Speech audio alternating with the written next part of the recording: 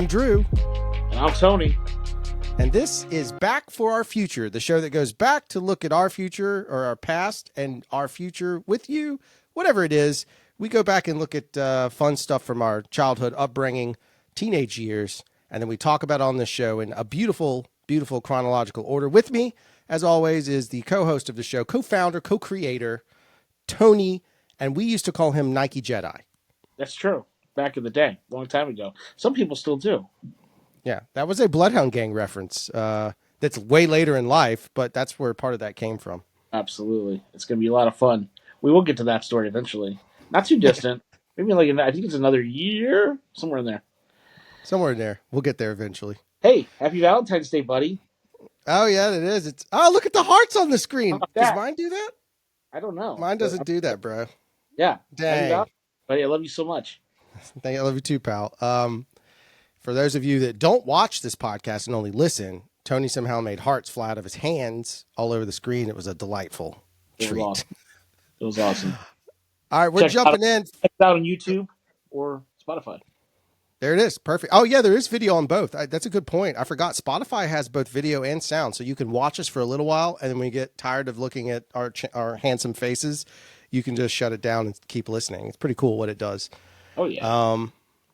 All right. And again, one last piece. Thank you guys for all the support. We've had a tremendous a bunch of support. We look at metrics. We're happy to see things moving. But more importantly, we get these great stories from people. And I have a lot of people just telling me they love to listen because it connects them back.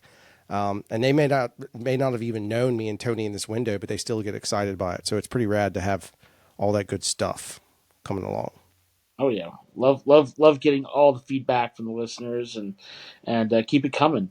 Love to get the stories. Love to hear that you're getting nostalgia about getting to hear us talk about all these great movies and these theaters and stuff like that, and getting to hear some of your stories about when you were at theaters. We don't care. I mean, it doesn't matter to us if you have a story about another state or a theater that you went to or movies that you saw back in the 90s that maybe we're not even talking about. We want to hear about them, so drop us a line. Yeah, for sure. All right, so it's fair to say in the 90s, specifically in this period, which we're in 94, in this window of time, there's a lot of bands that meant a lot to us. Now, some of those bands over time, Tony's remained loyal. I have one dear friend, Mr. Pickles. This is his all-time favorite band. He follows Billy Corgan around. So if you know that name, you know what band I'm referring to. But this is back with Siamese Dream, if I'm not mistaken. And the reason I bring this up is because we open, and I'm going to let Tony, with his master knowledge of remembering, tell the story. But it was 1994, March 4th. We decide, because they're playing in Biloxi, I believe, we're going to go see one of our bands that we're jamming to right now is the Smashing Pumpkins, and I believe it's the Siamese Dream tour. What do you got, Tony? What's the tale here? Well, we were all really big fans of obviously the grunge, alternative era of music. We all liked it, and there's a big group of us that want to go see Smashing Pumpkins because they're coming to Biloxi in April of 1994. And they're bringing Siamese Dream, and of course they had the Gish album before that, and we figured they were going to play both albums, and we wanted to hear it, obviously live. And we hadn't been to a lot of concerts. We certainly hadn't been to a lot of concerts as a huge group of people, and this is going to be a big group of us. This is you, this is myself, this is going to be Jeff Worley and Catherine and Mark Rogers, and just there's a lot of people involved here. So we all decide to go down and buy tickets at Springdale Mall. And there used to be a software, computer software store called Babbage's that was in there. It's been renamed a couple different things. We know that for a fact. But we're gonna go down there, and they actually had a Ticketmaster in this place, and you could buy tickets in there. And so that's what we did. I mean, this is before, you just got on the phone and purchased them from your phone. And now you had to actually go down there and buy them. So we did. As a big group of people, we went down and bought these tickets. And so we'll end up at Springdale Mall, and we will all go down there and try to buy tickets. The thing that's fun about the ticket scenario, and we've talked about this. I don't remember. I don't think it's come out yet. The Rage Against the Machine's second album has not come out yet. I don't believe by this time. I don't think the Battle of Uh, Los Angeles is right. Okay. So, and there's another story when we get to that point of time. But the thing about this was for those that remember the deal. Like you had to wait in line for some of these concerts or not. And where we were in Mobile, you didn't always have to wait in line to get tickets. It just wasn't what it was. But everybody else across the country would wait in line and they would camp out just to get a chance to buy tickets. And there's all these crazy stories. If you go look it up online, you can find all kinds of great stories about, in bigger markets, New York and all that stuff where people are literally spending 3 or 4 days to get tickets to see Bruce Springsteen. And it's just this crazy thing. It's also the height of what I imagine is the best years of scalpers' lives because now tickets have digital transfers. Back then, you'd just be like, here's the ticket. You could get away now with the it. scalpers just get bot accounts and end up with 1,000 tickets, because they found a digital way to do it. But back then, Right. you actually had to hustle to do it, which was pretty cool. And you would, if you were at a sold out event, and I've been to quite a few over the years. My dad and I had been to a couple Super Bowls and stuff like that, and you would go, you'd see people selling tickets, on the streets, and that's how you purchase tickets if it was a sold out event. I mean, you didn't have StubHub and all these other great avenues online. They did have online broker, but we're still not quite into the era where people are really going online so much. So, um, yeah. So there's that, and so we would, just drive ourselves to the mall and buy tickets, and it was fun, man. We had a great time, and it's a way to get out and go to the mall, and that's where we wanted to be anyway.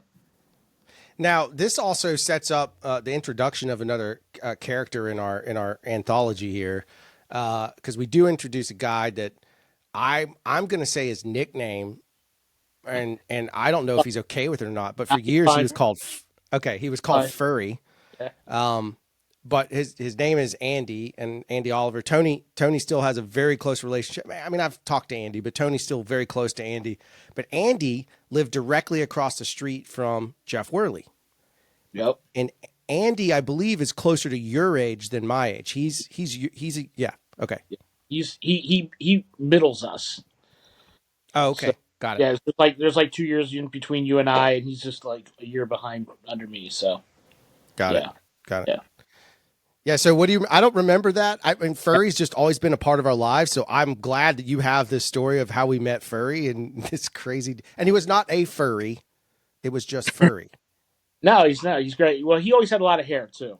Kind of like I mean, I always have this crazy hair and stuff, and now of course I got beard and stuff. We didn't all have beards and stuff back then, so We were uh, trying though. we were trying to get some facial. I had some maybe, but it's some facial hair sprouted at that time. But because I was a little older than everybody, but everybody else was just trying. But yeah, I mean, so the way this comes about, right? So we're all buying tickets, but we're all going there at different times, and so you and I somehow get behind the group, and we are just kind of hanging out over at you're right in front of Springdale Six Theater there, and there's like a little area where there's like a tree, and then there's like a little bench area, and all of a sudden you and I are standing there talking, and I go to get something like a drink somewhere, and I come back, and when I come back with the drink, you're like, hey, this is Jeff Worley's neighbor, Andy Oliver.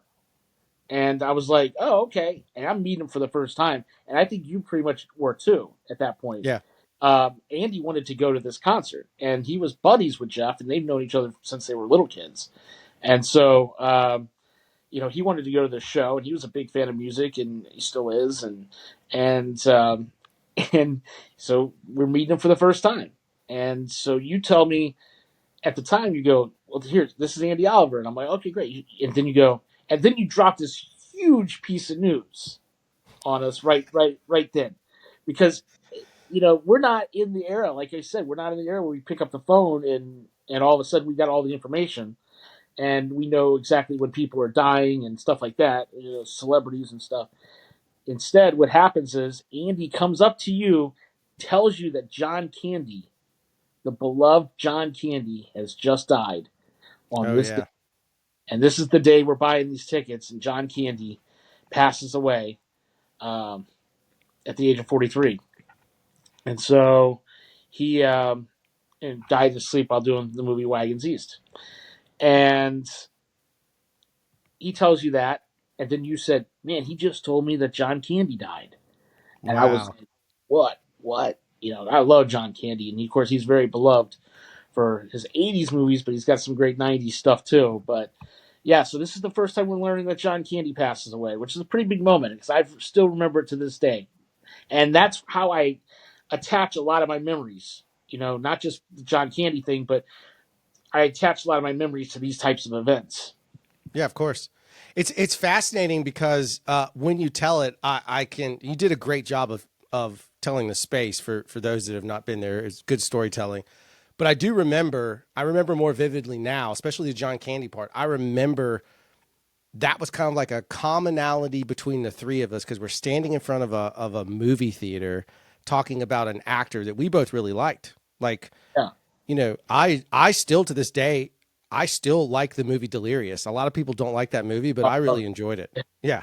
I'll suit you And first. yeah, it's so good. But it's one of those things of like, I remember that it's just interesting that when you said that, it even for me, I can see the picture of it. It is crazy though to think, 43 years old. I've made it 3 years past Candy. You've made it 5 years past Candy. We're doing pretty good. I'll take it. Yeah, I mean, we don't Yeah. always have the same habits that a lot of the actors, musicians have, so that's good. I try to stay away from some of that stuff. He had a lot of problems. I mean, he had a lot of stuff going on too. He's a big guy, and I know he Yeah. had some alcohol and drug stuff and things like that too. And everyone's got some problems of some kind. But that was also a huge day too because this is going to be the day that Kurt Cobain goes missing. And Oh man, that's right. there's a weird timeline to this whole next month, and we'll be getting into it in blocks.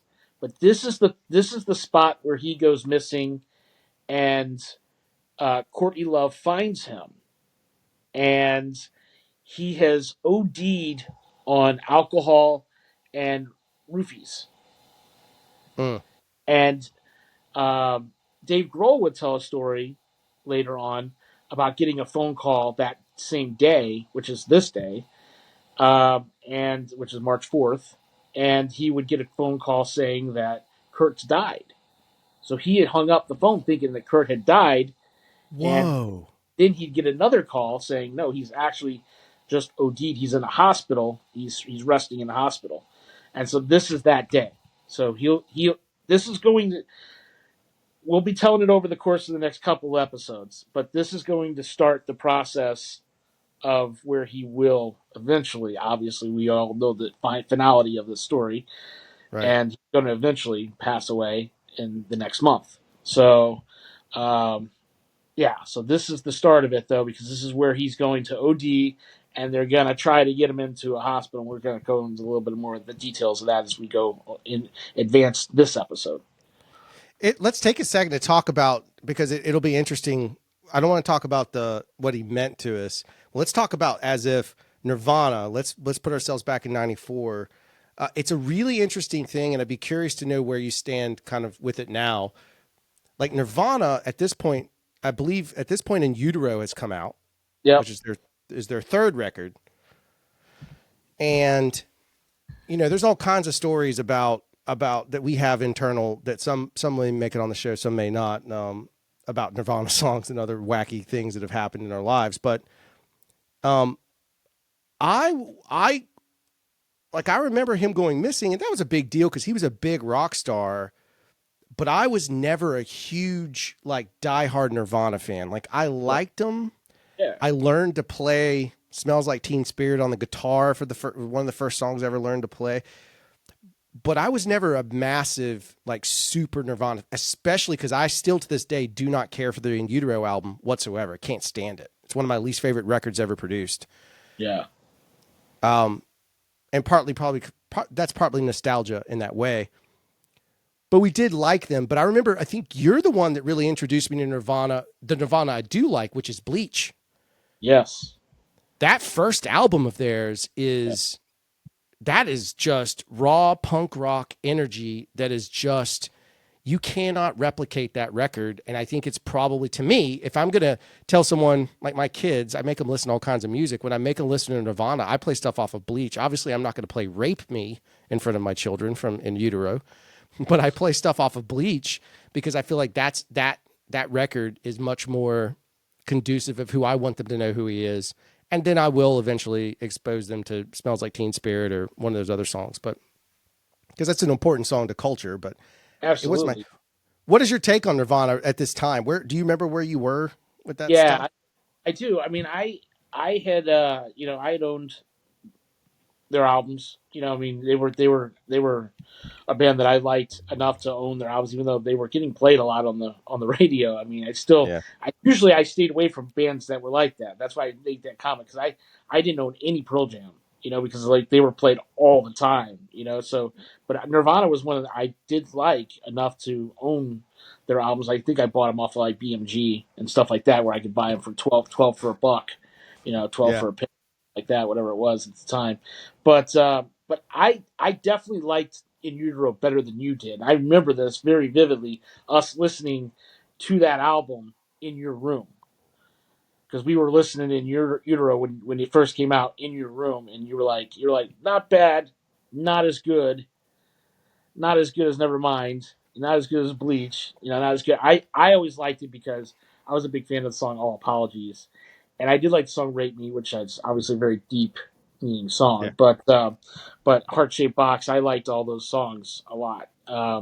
It was a darker album than what we had yeah, just gotten from them, and so it was definitely a different approach to their songwriting, which I like. I always enjoyed that. A lot of people don't like that. When they have a band, they kind of want them to stay the same. yeah. Um, which is fine. There's a lot of bands that we can talk about, that have made this leap from either being like kind of punky to being more pop, or pop to punk, and stuff like that. They change up depending on who they are, and some people call them sellouts and stuff like that. But Nirvana was kind of one of those that went from more. I mean, because you hear Nevermind when I listen to pop stations today that play a lot of 80s and 90s and stuff like that, and you hear Nevermind on there a lot, and that was Yep. it's kind of mind blowing when you think about it, but you hear that album on there a lot, and you never hear In Utero. I Right. never hear Utero on the pop station for the most part, because the songs are just way darker and they're way deeper. So that was kind of where I was with them. I mean, I thought they were, really good, great musicians. I certainly wasn't as big into them as maybe like Jonathan was. Jonathan was a little Yeah. bit big on a guy at the time, maybe Devin, those guys. But I did like them. I didn't have like Kurt posters or anything, but I did have their albums though. Yeah. I mean, like I said, to this day, I went back and revisited In Utero because there's some other sophomore albums like Weezer's Blue album is in my top 5 albums of all time. Like it's one of my all time favorites. My Probably kids know it. sophomore album would be Pinkerton. Well, no, that's what I'm saying. Their Blue album is that. But I used to not like Pinkerton, and I remember you and I talking about it. But I've Favorite, gone back and dude, it's so good. It's such a good record. it was my It's favorite so album then good. when it first came Yeah, out, I but it remember. I remember. such a different. But that's another band. You brought up a good point. That's another band that took a different approach. I Yep. mean, Pinkerton is way, way more sincere to the artist, and definitely got a different, darker persona. He's going through something very vivid there. Yep. I mean, it's very clear when Rivers is writing those songs for Pinkerton that he's going through a massive breakup. It's clear. It's in every single song. You can listen to it, and you can tell where this artist is coming from and where his headspace is as he's penning these songs, which is great. That's one of the things I liked about it was it's such a sincere album, and it's so personal to the artist that you can kind of be like, man, like wow, he's really going through something. I relate. I get it. Because I've gone through that too, which is Right. great. Yeah. It's fun to talk about. I have one last question regarding the music. Do you remember who was playing with the Pumpkins? Yeah, it was all the original people. I mean, it No, was I it. mean the other acts, the other Oh acts. yeah, Who else yeah, was? I do remember. Yeah, it was. Yeah, I do because I ended up with a. I'll end up with a T-shirt from this band, and end up buying their CD. It was the band, and they were on the Sub Pop label at the time, Red Red Meat. Oh, man, I have goosebumps. I did not remember that's who it was. What a great show. Yeah, and at the time we weren't that really big into them. I don't really get that big into them until I see them live, and then I'm like, Yep. oh, you guys are amazing. So yeah, they were really cool. But yeah, Sub Pop band, Red Red Meat. Check them out if you have never heard of them. Pretty cool. Their album cover is Midsummer Night's Dream, Yep. so it's pretty cool. It's interesting too because I think your exposure to them is what led us further into the sub pop genre. In case people don't know, at some point that record label becomes almost a genre of its own, a cultural genre in the sense that like there were sub pop kids. Like you could tell who was a sub pop kid. I Right, think right. of like Alex Rivera was a sub pop kid with Sebado and all that stuff. So Yeah, a lot of bands. I mean, Nirvana starts on the label too, so it's like yep. that's. I mean, a lot of big bands start on Sub Pop. It was a big time label, especially back in that time frame. Yeah. Yeah, for sure. All right. So we've set it up. Kurt Cobain's missing. It's still March 4th. There's movies out. Some of these movies I'm pretty sure we see. The first one on deck is a movie called Angie. I don't remember that one whatsoever. Well, I have a great story for this one. That's why I threw it in there because it actually really plays into the time frame. So I actually don't see this one in theaters. So I see it much later than March 4th of 1994, but I'm throwing it in there because it comes out March 4th, 1994. But I end up seeing this. This is really weird. I end up renting this one with Jonathan Green, and we watched this one at his house. He rented it. It's like a Farmore rental. We rented it. It's a very weird movie for two teenage guys to watch together in his room, but that's what happened. Okay, we were always. I mean, him and I were. As you knew both of us very well, Yeah. and we were both big movie guys. We watched Yeah. everything, so it was just the way it was. And he had this movie, and I was like, "Yeah, cool, cool." Two guys watching a Gina Davis rom com. It was awesome. I mean, it's a good movie. It's got a very deep plot, which is especially for the time frame, 1994, and you're talking about Gina Davis and her. It's Gina Davis, it's James Gandolfini, and it's Stephen Ray. And what's going to happen is her character is going to, she's going to get pregnant from the James Gandolfini character, and she wants to have the baby, but she doesn't want to have anything to do with him. So she wants to be a Right. single parent, and then of course, she's going to end up meeting Stephen Ray's character, and then everyone's going to think she's kind of nutty and stuff like that for going on how she's going on and dumping her boyfriend and all that stuff. So but it's got a lot of humor in it, and it's got a real compassionate side to it, and it's a very good movie. Yeah. It's funny because we talked not long ago about Long Kiss Goodnight, and I went back and rewatched it. And again, that movie is so good. It's just a fun movie. But it also when I was watching it, my wife walked in and she steps in and she's like, "Is that Gina Davis?" Like because Gina Davis now she's still elegant and beautiful and whatnot, but Gina Davis was a complete smoke show back in the day. She was just hotter than fire, and her acting is great. So it's interesting that I haven't thought about this movie or seen it. Obviously, I didn't remember it. I maybe could see the box art now and it would make sense, but it is cool to know. Interesting thing, especially because it's James Gandolfini. Most people, Yeah, if you don't recognize his name, that is Tony Soprano. That's where he really got his notoriety, in my opinion, is being Tony Soprano. And this is a few years before that show kicks off. We got a little ways to go but before The Sopranos. yeah, definitely. He's gonna be. I mean, he was always a great actor, but yeah, he's gonna get. He's about to be 94. Yeah, he's about 4 years away from starting up on The Sopranos. That's gonna really launch him into a whole different stratosphere. Yeah. So it's one of those things I love about the show when you come across a movie with an actor that's going to have this iconic role, just not yet. That's the best part. Just not yet. And of course, Stephen Ray had already done. He's been in the Crying Game, so that's where he was. That's kind of where Yep. he got. uh, his big break. He's always a great actor too. I actually worked. Oh, Stephen Ray. I mean, I actually worked with him later on down the road. I'm gonna end up doing. I'm gonna end up doing a movie called Until Death with him and Jean Claude Van Damme, Fun. where I'm gonna get horrifically bad food poisoning and also break up with my girlfriend while I have food poisoning. Oh my god. It's gonna be wonderful. It's gonna be a wonderful time in 2006 in New Orleans. Oh, food poisoning in New Orleans just does not sit well with And, me. it would be great if it was like from a restaurant in New Orleans. You would understand it a little bit better. Maybe like, oh, you ate at some dingy restaurant in New Orleans, right? But I know I got it from the catering truck, so yeah, Oh no, that's even worse, bro. well, it was bad. Oh. Well, the next movie made some people throw up because I remember it getting squashed. But here's a fun fact I know about this movie. Let's see. It's another little segment we call "Is Drew an Idiot?" Chances are yes. That's the whole title of the show, by the way. This segment, rather. Well, let's see what you This do movie here. this movie is called The Chase, Yes, it and I is. believe it has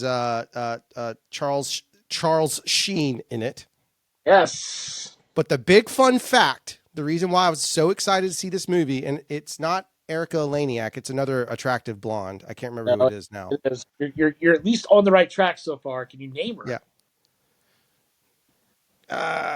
No, I can't. I can't off the top of my head. But let me tell you the fun fact. The Yeah. actual fun fact to remember is Flea from the Red Hot Chili Peppers is in this movie as a villain, and that was the number one reason why I was interested in seeing it.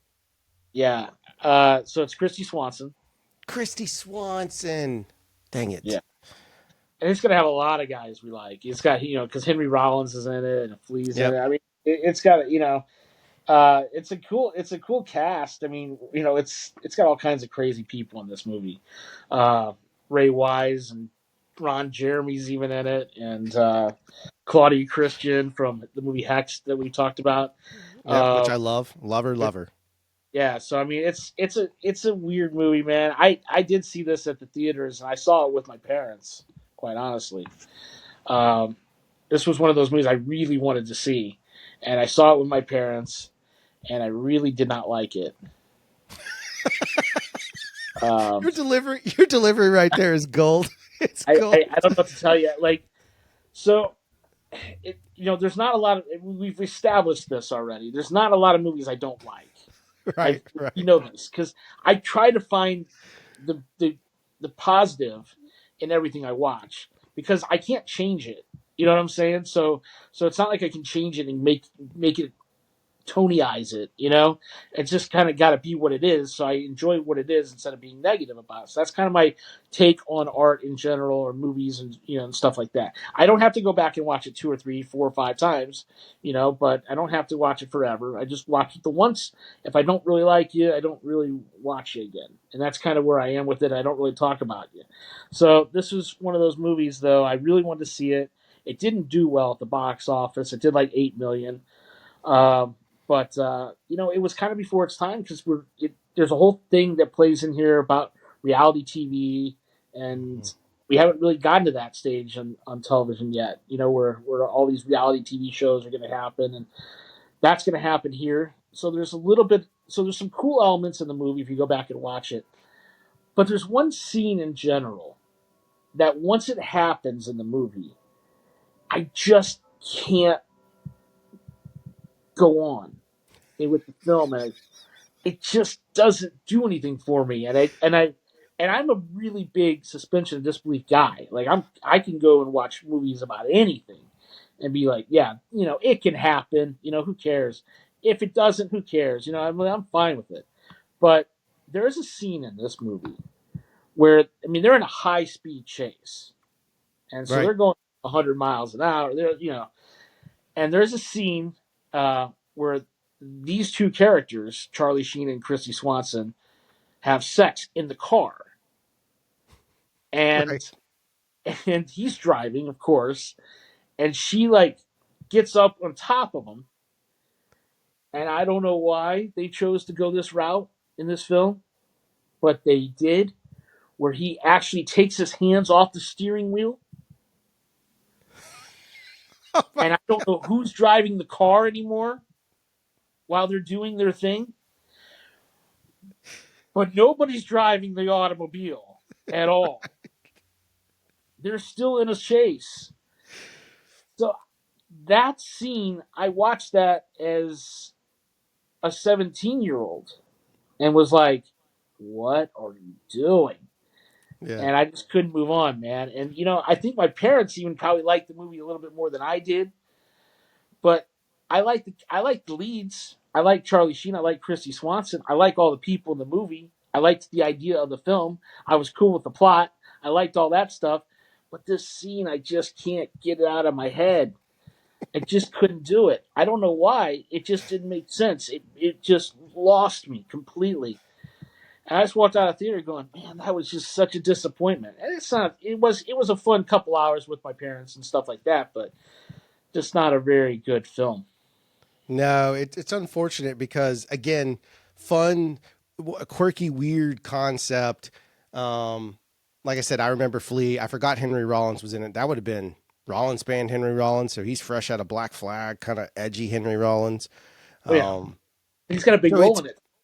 yeah, yeah, and it's interesting, but it just didn't pay off. Like it just doesn't do anything down. And as Tony said, the whole concept of the, the mysterious sex driving. Um, Yeah, I mean, like Toby, pull over. Like maybe they get lost. Maybe they get lost or something like that. Maybe yeah, they lose the cops for 20 minutes or something. And then do that scene. right, That makes more sense. right. I'm trying to figure out. Like, I mean, I guess it was because I was just learning how to drive. I'm 17 years old. I just learned how to drive, and I'm struggling badly enough putting both my hands on the wheel at this point. You know, I'm trying to keep myself out of an accident, and I got both hands on the wheel. I can't contemplate having somebody mounting me while I'm trying to drive the car. So I couldn't I couldn't grasp it. I can't grasp it now, and I've been driving for a very long time. I still haven't done something like that. So I'm just saying, like that's kind of where I am with it. I don't know what to tell you, but Yeah, that's where we landed with that. Unfortunately, it yeah. didn't do well either. But I will say this, and I was just because I'm part of a group of people that still talks about. I'm part of this group that talks about physical media. This DVD, if you come across it, you must own it, even if you didn't like the movie. I will just give everyone a hint right now. This is worth a lot. It's out of print and nobody can find it. And if you have a copy of it, you can easily sell it on the secondary markets for at least $50, Right. 50 to $60, $70. I've seen some of them go for a couple hundred. Um, Wow. just it's one of those out of print DVDs people have trouble finding. So the Chase DVD, if you got it, hold on to it, or make yourself a little bit of a profit.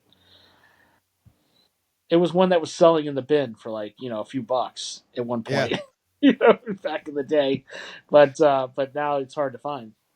Well, and no, it's good because I mean that's you could hold it or you could get greedy, like our next movie, Well done, buddy. huh? I don't remember this movie at all. I don't remember greedy at all. I have no Uh, idea. you do. Obviously, yeah. You do. You do. You just don't Okay. realize. You just don't realize you do. Oh, well, there we I'll go. tell you why. I'll tell you why you'll remember. You'll remember it as soon as I start explaining this film. Okay, so it came out the same day, March 4th, and did okay. It was like a $20 million movie. Did like 15, so it's relying on secondary markets. But it is the follow up to to Nancy Travis and So I Married an Axe Murderer. This is her next movie, Oh, okay. and it's Michael J. Fox, Kirk Yep. Douglas, and Nancy Travis, and her name was on the top of the bill with Michael J. Fox and Kirk Douglas, and I couldn't have been any more ready to watch a film than this one. I was there that day. Where did you see this one? Do you remember? Yeah, I do. I do remember where I saw this one. I saw it at Carmike 10.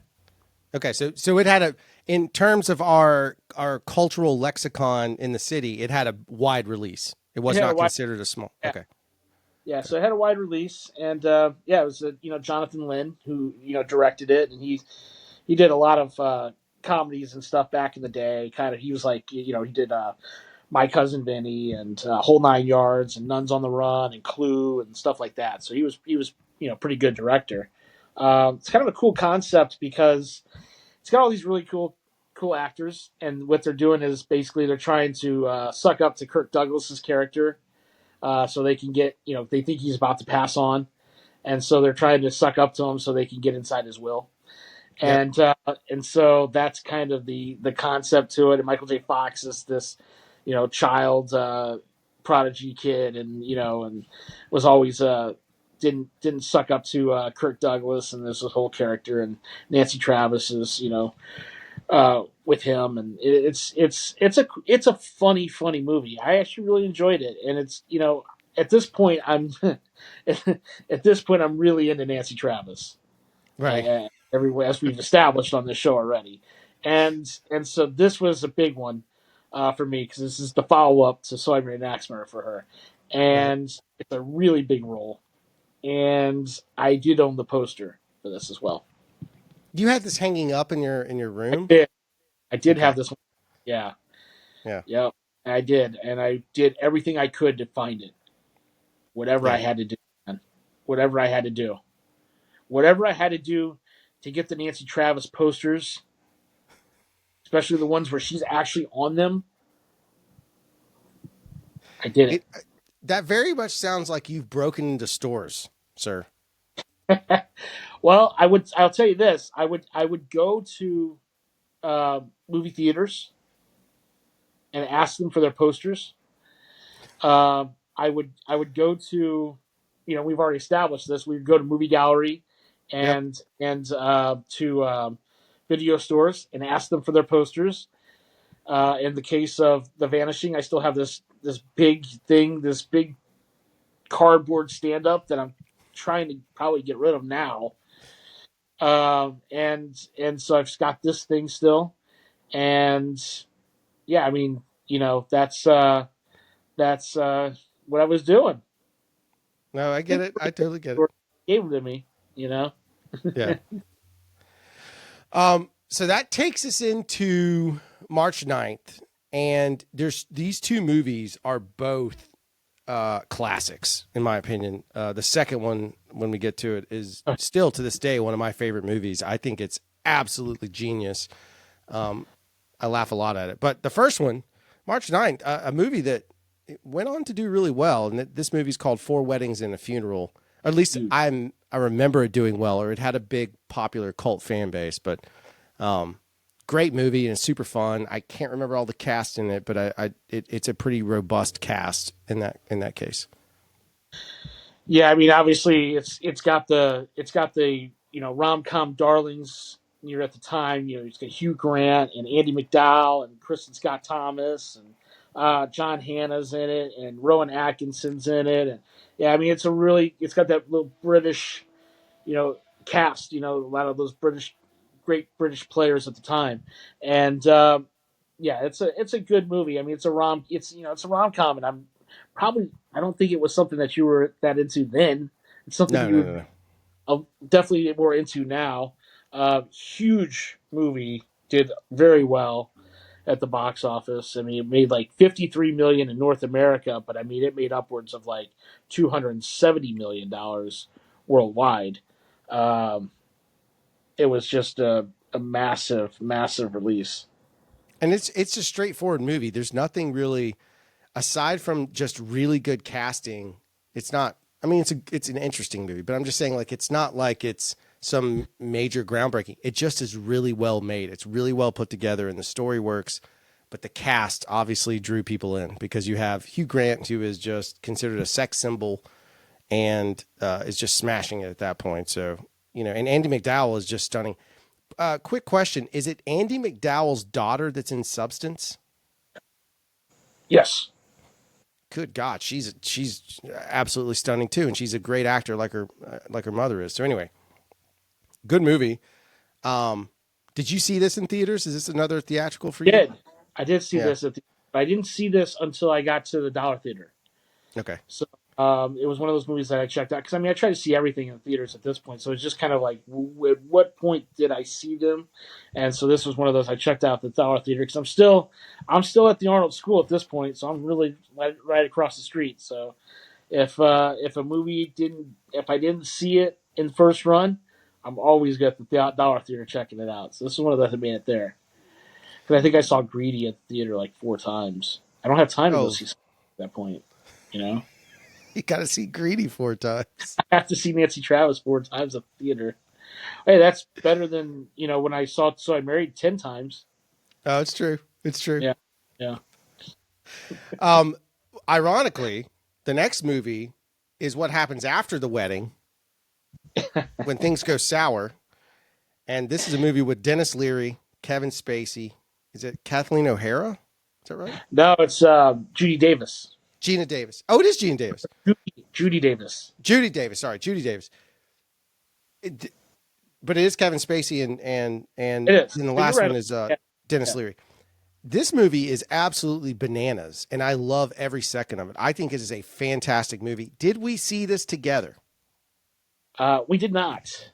Okay, I did see this in theaters. I happen to remember Yeah, seeing it in a theater. Yeah, yeah. We did not see it. We did not see it together.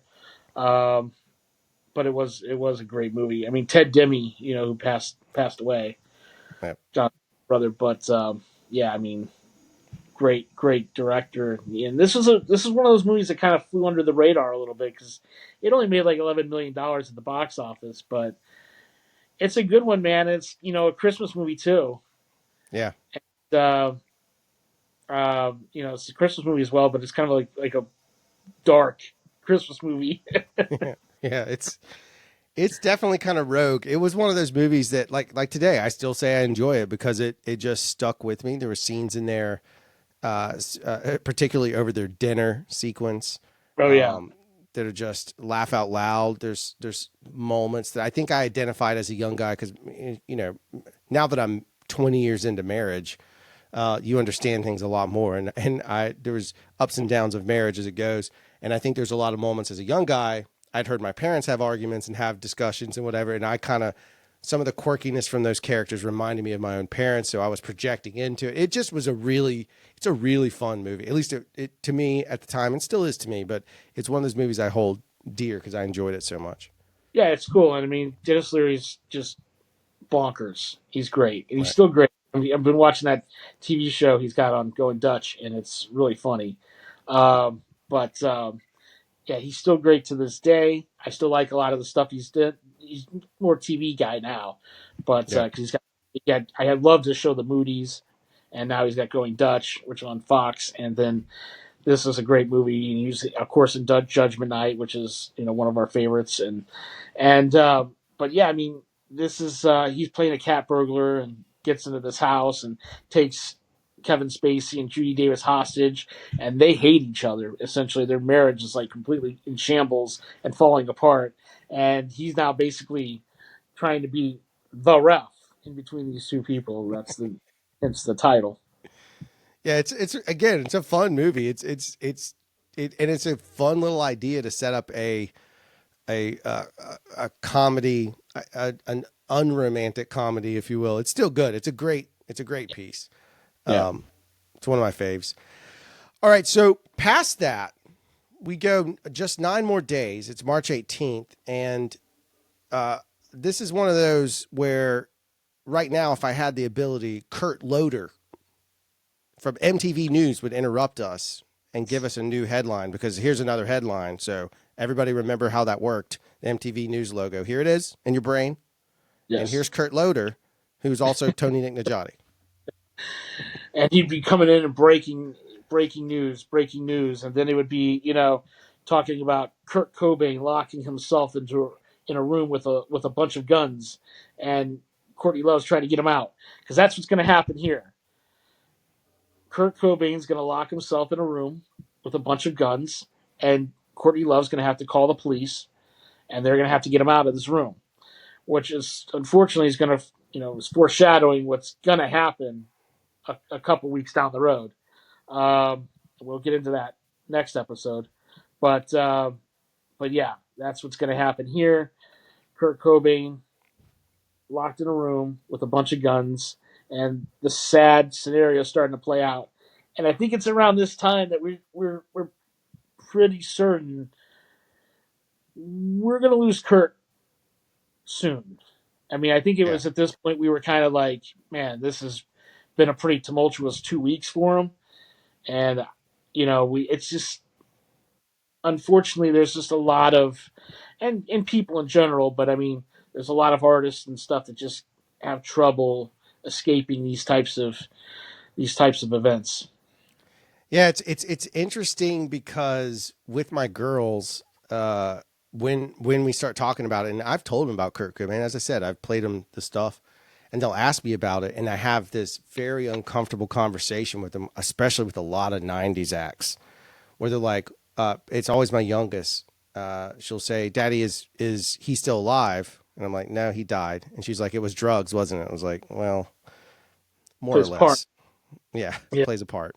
And yeah, it's really wild because there's so many people across the board that came from that generation that just really got into substance abuse, very unfortunately, and it took control of their lives. And whether or not when we get to that conversation, we'll get there, but it is one of those ones where like, yeah, the writing's on the wall. Especially what's interesting now as an adult, when we were teenagers, we didn't. This information was just dripping through so slowly because that's just how the news cycle worked. Now as an adult, I'm like, well, no shit. The guy just put himself in the hospital. Now he's locked in a room with guns. No shit. We know what's coming next. Like you can right. see it. We under, Yeah, but as a kid, it's like, what's going on? And we'll talk about that when we get to his actual passing side of things. But yeah, crazy yeah. stuff.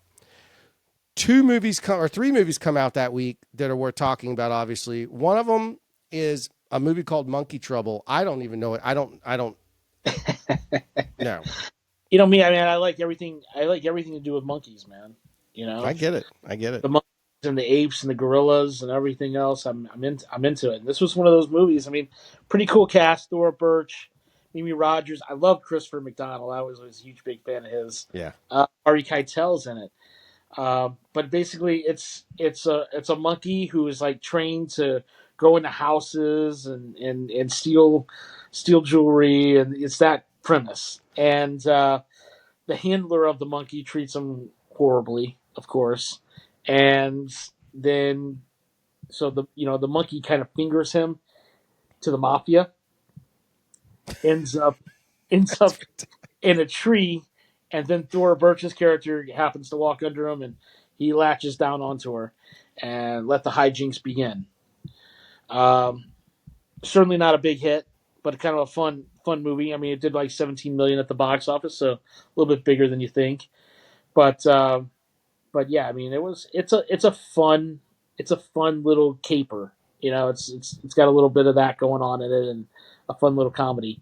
And if you're into animals like I am, yeah, I mean, it's something you should you should check out for sure. Yeah, it sounds like one of those. That's a very '90s movie. Was It it? is. What was the rating on it? It's like a PG. Yeah, it's a PG film. Yeah, Yeah, so it's meant to be fun and lighthearted and all that stuff. I'll have to see if I can find anything on it at some point. It's not something that I would actively seek out, but my kids might enjoy that. They like silly stuff like that. It makes them laugh. So who knows what'll happen with it? yeah, and you get to see some cool actors that that have had some. Harvey Keitel, and Harvey Keitel plays the handler of the monkey who Right. treats the monkey garbage, and so he ends up Yeah. leaving him. Yeah. Good. He's a good bad guy. He's a good Um, guy.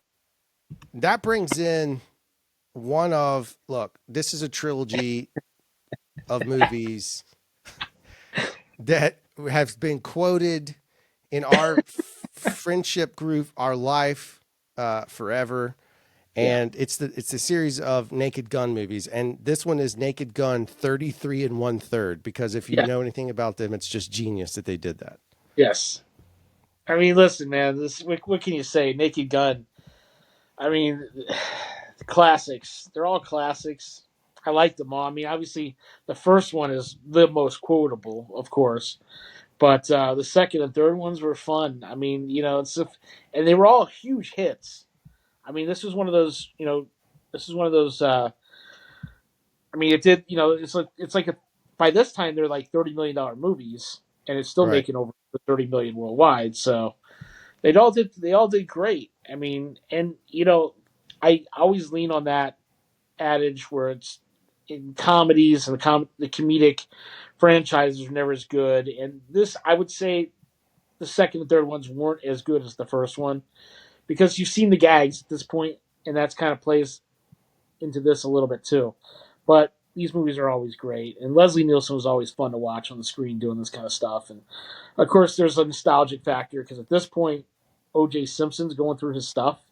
Yeah. Like things are happening, and here we are with an O.J. Simpson movie. Certainly not as prominent in this one as he was, but he's here. So I mean, there's you get to see him in these final roles. Because he was an actor, and Yeah. here he is, and and better for better or worse. Some people didn't like it, some people did. So there's that whole thing. I remember I did see this. I don't think we saw it together, but I did see this movie. Yeah, This is definitely my dad really loves the Zucker brand of comedy, Airplane, all that kind of stuff, Top Secret. My dad likes absurdist sort of comedy like that, and so he very much liked the Naked Gun movie. So I saw this with my dad, and it would have been at Carmike 10, 100%. yeah, That's the only theater he would go to. definitely. Carmack 10 and Dollar Theater because I liked these two movies enough to go see this one a couple times. So um, I'm just a big fan of this franchise. I mean, it's Same. it's done, and I get it. I mean, it's a lot of people are like, well, that's it's not for everybody, but it was pretty popular back in the day. Oh yeah, yeah. This was huge, and I remember later on when I worked at Suncoast, like people coming in and still buying the Naked Gun movies, like they were a big deal. Well, Absolutely. that same week, now, I I'm I really want to just call it the paper, Tony. It's the paper. Ah, yeah. Um, I imagine if this is correct, this is a pretty hefty drama, is it not? Yeah. Yeah. There's a lot going on here. Yeah, this is a heavy drama that I think this movie's back in circulation right now, if I'm not mistaken. Like I remember seeing it pop up somewhere, maybe on HBO Max or somewhere like that, but it was back in catalog. I think if I'm correct. But yeah, tell me a Yeah. little about this because obviously it's got a good cast too, if I'm not mistaken. It's a pretty beefy movie. Huge move, man. I mean, it did well. It made like 50 million, but it's a Ron Howard movie. First of all, and the reason why I was so amped about this film was because it was pitting Ron Howard and Michael Keaton back together again, Yeah, which is my great combo from the movie Night Shift. yeah, And obviously, we don't have Henry Winkler, who was amazing in that film, but Michael Keaton, Ron Howard, Glenn Close, Marissa Tomei, Randy Quaid, Robert Duvall, huge beefy cast, and it's got a pretty deep plot about a couple kids who, who may not committed a murder and stuff like that. So it's a whole thing going on, and what the responsibilities of a paper to what they have yep. responsibilities to report certain facts and things like that. Yeah, it's a really cool movie. I saw it with my mom, and we saw it at Carmike 10 as well. But yeah, it's I really enjoyed this film a lot, It's and it was go ahead. in the world of quote, and I'm not making politics of anything. In the world of fake news, this movie is very fascinating now. Like it's one of those movies that if you can catch it now, it's really good because it is all about ethical journalism. Essentially, it is a really good movie. Michael Keaton is this is one of those roles that I really liked him in. So the thing about Michael Keaton to me is he can be very funny, but my favorite thing about Michael Keaton is he can just be so freaking likable. He can Yes, just be a likable guy. He can also be a detestable guy, like in Beetlejuice. But in even then, he's so detestable you kind of like him. He's just so likable and believable, and Meanwhile, you have the sharpness from Glenn Close. She's always just kind of had this sharpness about her. Right. It's a really solid movie. It's a great film.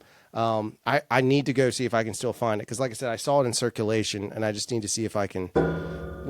See if I can watch it again. Yeah, I mean, I that was one of the things I've always liked about Keaton is his delivery to Yeah, me was amazing. I've worked with him, so I got to experience it, and I see his process. And one of the things that he loves to do, because I did the movie the last time with him and Brendan Fraser and Daniel Stern and that whole great cast that we've got to work with on that movie in 2005. But I also shot New Orleans. I yeah. didn't get food poisoning on that one, but I did have to escape Hurricane Katrina. But one of the things that he loves to do is he loves to do three takes back to back to back. So while the camera's Oh, running, yeah, while the camera's running, he will do boom, boom, boom, boom, boom, boom. So it's like there's no you don't yell cut in the middle of any of those. He likes to do three takes, boom, boom, boom, and give you something different every time. oh, that's incredible. Kind of pick and choose as a director. But that's kind of his process. That's what he likes to do, and he'll come in. He'll explain to the director before he even does it, and then you go from there. I love stories like that because that so for people who understand what that means. So like when an actor gives you a variation, having been a director and then also an editor, when an actor gives you a variation, it's not just that they gave you a variation, it's that they gave you something else to play with in the cut. Because a lot of times it sounds really strange, but an editor's job, even when the editor's working with the director, the editor's job is to assemble this with as much emotion or whatever the vision the director may have, but to assemble the emotion. So sometimes, if you think of it like a waveform, it's like highs and lows throughout every actor's performance. But when they give you enough variation, you can match more of the highs, so you get more of a consistent. So your wave flow is not doing this; it becomes very subtle, where you can barely tell. And you only know those things if you've cut a film and you're sitting in the edit bay. For the audience, they don't know it at all because all the music and sound and everything helps clean it up. But when you're watching raw takes, you can see it. You can see where somebody's like, oh my God, they're peaking. And then two takes later, they're garbage. Not garbage, but it's compared to where they were, it's not as great. And so you get that. So the fact that he gives you three, it's pretty cool. It's a cool process. Good to know. Yeah, it was a lot of fun to work with him. I mean, it was we got interrupted by Katrina, but that was what happened. Shout out to my boy Brian Pitt. Shout out to my boy Bobby Shappy Shapiro. Those guys were on that film as well. Yeah, that was it's rough times. Katrina's a whole nother beast. Anyway, well, I'm sure if the show keeps going, we'll get there. March 23rd, Above the Rim comes out. I remember there being some level of, and maybe I'm wrong, but for some reason in my memory, is there some level of controversy to this, or is there something about this movie that has like is there an edge to it? Is it just because it was it maybe not shown locally? What's the deal with this movie? Is there anything about that, or is that just my memory? No, it was. I mean, it was nothing too edgy about it. Um, there was some. I mean, it was it's one of the it's part of the Harlem trilogy Yeah, that Barry Michael Cooper. When he wrote it, it's part of that trilogy that we one of our last episodes we talked about Sugar Hill. We've yep, talked about New Jack City, Sugar Hill, and Above the Rim. These are kind of his Harlem trilogy movies. That it's called in those circles. But yeah, it's like it didn't have a lot of controversy to it really. Um, Tupac, you know, I think that's where it kind of comes maybe stems from. yeah. I think well there was a thing going on with Tupac at the time because he was about to be arrested and stuff like that, so he was Maybe that's what I was thinking about. kind of controversial. So Yeah, he's big character in this. So at the time, yeah, you got Tupac, so that's kind of maybe a little bit maybe what you're thinking of, but I don't think anything really bad happened or anything like that. I don't believe so, but it was at yeah. Dolphin Street. I did see this at Dolphin Street, but I wouldn't have seen it with you. I would have seen it with another friend of mine, and I did. And you remember him too. We haven't really talked about him yet, But at the time, at the Arnold School, I was going there with a buddy who's also at the Arnold School named Andy Davis, Oh yeah, for sure. and he was really into urban culture, Yeah, um, very much so. yeah, And so this was a movie he really wanted to see, and so we went to see it. And it's a good movie. It's again a great cast, especially for the time frame. You know, Dwayne Martin, Leon, who's obviously going to be in Cool Runnings, Bernie Mac, Marlon Wayans, and of course Tupac. And it's got a basketball backdrop to it as well. So really good a really good soundtrack as well. But yeah, I mean, it's we wanted to see it because it's obviously about basketball, and it was part of the Harlem trilogy as well. yeah. It's interesting because in this time frame, there's an interesting thing nowadays. Music is kind of all intermingled. You've got like Kendrick Lamar, who is performing at the Super Bowl, the highest rated Super Bowl of all time in terms Don't, of don't talk about viewership. that. Don't talk about the Super Bowl. What are you doing? I'm talking about halftime. I didn't mention anything else. I didn't say it. I didn't say Don't bring this up on this show. it. But you have like this interesting time where like music is kind of all intermingled a lot more than it was back in the day. If you go back to the 90s, there was a pretty big divide. I mean, there were people, I'm not saying individual taste can't vary, but like there were like big chunks of like if you were into rock and roll, you were into rock and roll. If you were into rap, you were into rap. It wasn't as much, you didn't have as much meshing of those musical cultures. I don't mean racial cultures, but you didn't have as much of those musical cultures flowing through. And so it's just kind of an interesting sideline on it because, again, the soundtrack to this, I remember being very popular and I remember it selling really well. Yeah, well, it was. This is put out. This is the soundtrack. It's put out by Death Row. Death Row Records and Interscope put this soundtrack out, and it's massive, and it's got all the highlights on it. But one of the big ones, of course, and most people that are listening to the show have heard this song a lot over the course of the last few decades, and that's of course Regulate. Yep. You know, Warren G and Nate Dogg and Regulate. And I mean, this song was everywhere, and it was quite amazing. It's a great song. I think this is the kind of song, right? So like you know how there's sometimes people that don't really like country music, Yep. but sometimes a crossover hit that'll Yep. make it in pop realm. This is that song, right? Like if Yeah. you're not really into rap, you still liked this song.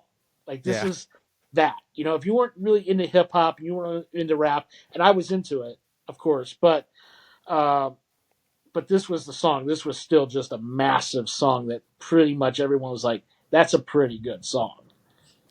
This is also during a time frame where, and listen, the hilarious thing about that song is Morgan, the president of my company, she can, when that song comes on, she becomes like a teenager in the 90s and she can rap every single word. I'm sure she does it. My wife can do it. So Yeah, it's just like this hilarious thing of like all these like white girls singing this song. But the other thing about this time frame, though, is that one challenge in Mobile, Alabama at this time of being a teenager was we had a tremendous amount of gang violence going on. And there were multiple gangs at this point. We had the Bloods, which were primarily African American. We had Crips, that were primarily African American and mixed. But the other one was the folk, and a lot of the folk people were whites. So you ended up with this feud of like, I mean, there was times where we were told not to wear certain colors because the color thing was such a big deal down here, and because it was so crazy. So like Dallas was a no no, Chicago was a no no, and wearing certain ways. And obviously we still wore that stuff, and some of us made it out. So obviously it didn't matter that much, but it was a big deal. And that's all part of that ending of that. That's what I mean by that separation of cultures is like, it wasn't just because the folk probably listened to whatever they wanted to. So it wasn't like an ethnic culture situation as much as it was on top of this, you had like this weird gang culture type stuff. So it was a weird time in the 90s in Mobile, Alabama, especially for like But That like, I would stuff. have my boy Andy Davis, and I'd be like, he'd be wearing stuff, and I'd be like, no, you can't wear that. Right. I was like, what are you doing? Like, don't even put that on. Like, don't even put that on. We're going out. Don't do that. Yeah.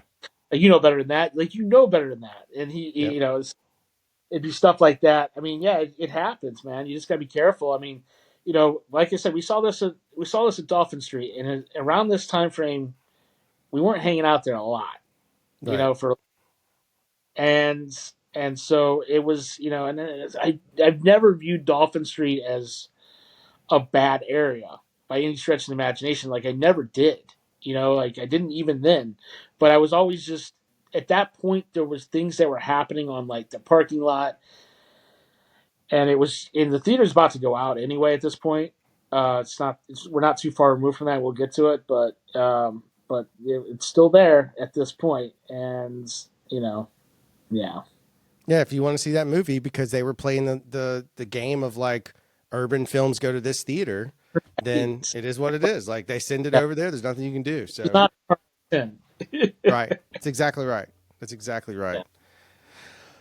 All right. So here we are. We've made it through. We're rolling into Tony's picks for this week. I probably could guess what one of them is, but I'm curious to see what are Tony's picks this week. You know what? I'm gonna go with Angie Oh, interesting. as one because it's a really good movie, and I really feel like most of this audience probably hasn't seen it.